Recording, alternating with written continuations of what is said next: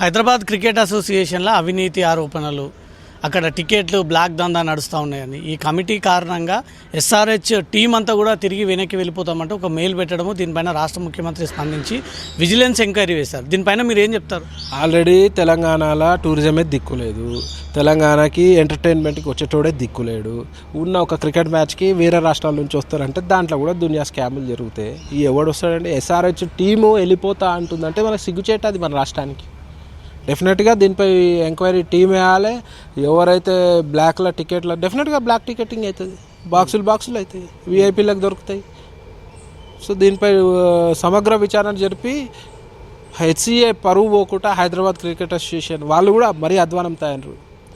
HCA మరి రాష్ట్ర ప్రభుత్వం పరువు పోకుండా, రాష్ట్రం పరువు పోకుండా మరి ఉన్న టీంలు కూడా వేయిస్తాయి. ఆయనతో కూడా ఏమి ఉండదు, ఇక్కడ డొల్లనే మొత్తం. సో దీనిపై డెఫినెట్గా దీనిపైన కొంచెం ట్రాన్స్పరెన్సీ తోటి వ్యవహరించాలని చెప్పి నేను రిక్వెస్ట్ చేస్తాను. హరీష్ రావు బినామీగా వ్యవహరిస్తూ ఉన్నాడు, జగన్మోహన్ రావు హెచ్సిఏ ప్రెసిడెంట్ అంటూ కూడా బాగా విపరీతమైనటువంటి ట్రోలింగ్ సాగుతుంది.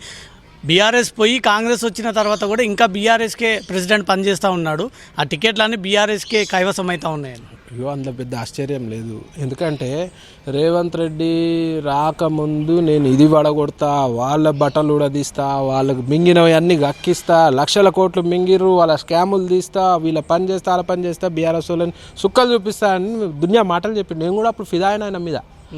సూపర్, నిజంగా చెప్పే మగవాడు చేస్తాడు అనుకున్నా. నేను రేవంత్ రెడ్డి గారు చేస్తారనుకున్నా.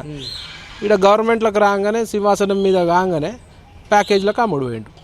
ఇప్పుడు ప్యాకేజ్లో అమ్ముడు పోకపోతే ఏవి జరుగుతున్నాయండి? గత ప్రభుత్వం చేసిన స్కామ్లు ఎన్ని బయటకు వచ్చినాయి చెప్పండి మీరు. అలా పెద్ద విచిత్రం ఏం లేదు. ఇలా బీఆర్ఎస్ పార్టీ కాంగ్రెస్ పార్టీ ఒకటే, వేరే పార్టీ ఏం కాదు. ఎందుకంటే ఇంతకుముందు వేరే ఉండే, వీళ్ళు పవర్లోకి రాగానే వాళ్ళు వీళ్ళని కొనుక్కోరు. ఎందుకంటే దునియా డబ్బు బీఆర్ఎస్ పార్టీ దగ్గర.